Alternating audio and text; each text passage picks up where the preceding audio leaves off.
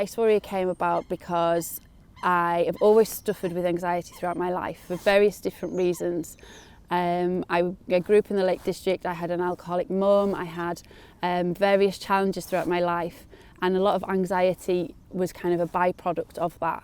And I always struggled kind of controlling it. And I think in the beginning of lockdown, as many other mums and many other dads, many other people kind of struggled with different things, not being in control of what's going on outside, and also just managing homeschool, managing corporate jobs and all this kind of thing. So anxiety is a big kind of word for me that I have, but I didn't manage it particularly well at the beginning of lockdown. And then Wim Hof made a little challenge on Facebook or something, do this challenge for 3 days. So I did it. So I did the breath work. I have to say within 2 or 3 days, my anxiety, my stress was controlled. I had a massive tool in my back pocket to go, right, I can do this.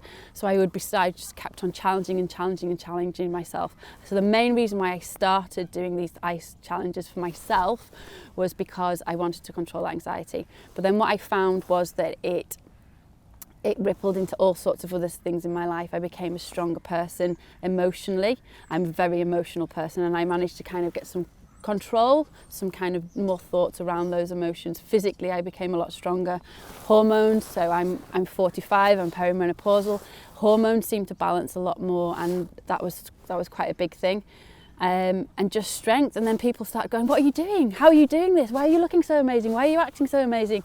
I had better relationships with my kids, my husband, and I just felt that there was obviously something in this. So I looked into the science of it, and I realised what was happening to my body. I realised kind of that I was having more control, I was having more resilience, I was feeling more confident, and I was just putting myself out there.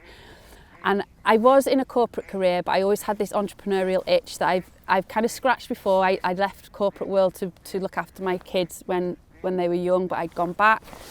And it was always there for me to come back out of the corporate world, and it was kind of building, and was it the right time?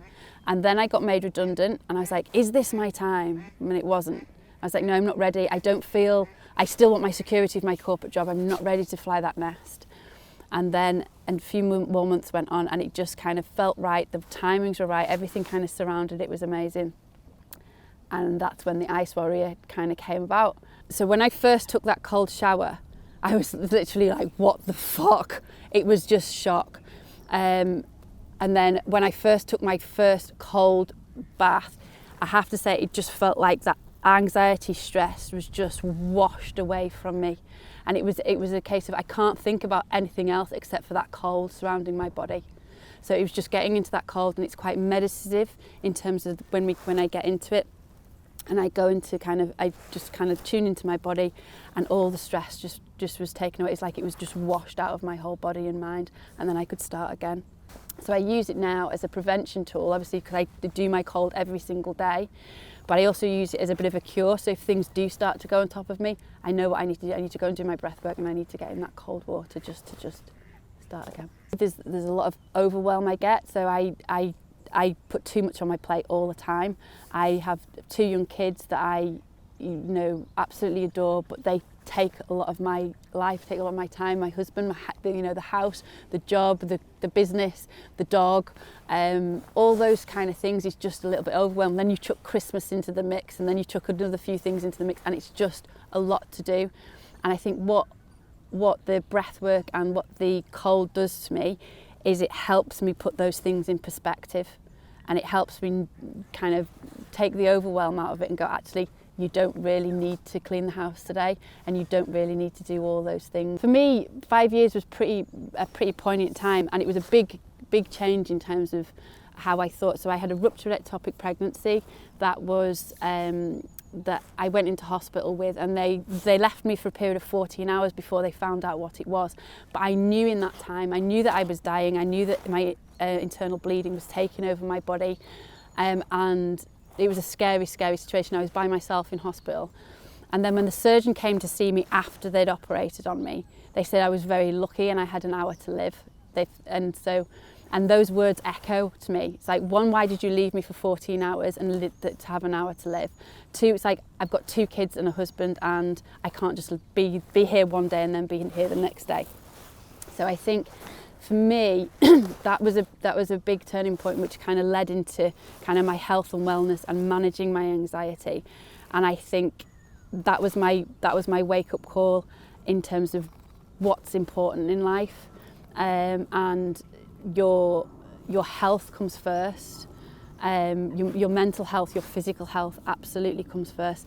And in terms of what would I say is that to listen to those whispers in your body and listen to those whispers in your mind, and giving yourself time to understand what they are, so that then you can take actions to stop them becoming those big shouts like I had, because I ignored a lot of stuff that was going on. I ignored a lot of stuff mentally with the anxiety. I ignored a lot of stuff physically. I had pains, I had, but you just kind of go, I'm a woman and I can just crack on and it'll be fine. It's not going to be fine. And I think it's a lot of listen. And what I kind of try and teach my kids and people that I work with is that if you don't feel like being, the big I'm out there person today, don't do it. You don't keep pushing yourself. Hibernate if you want to hibernate, and get yourself right and get yourself focus on yourself.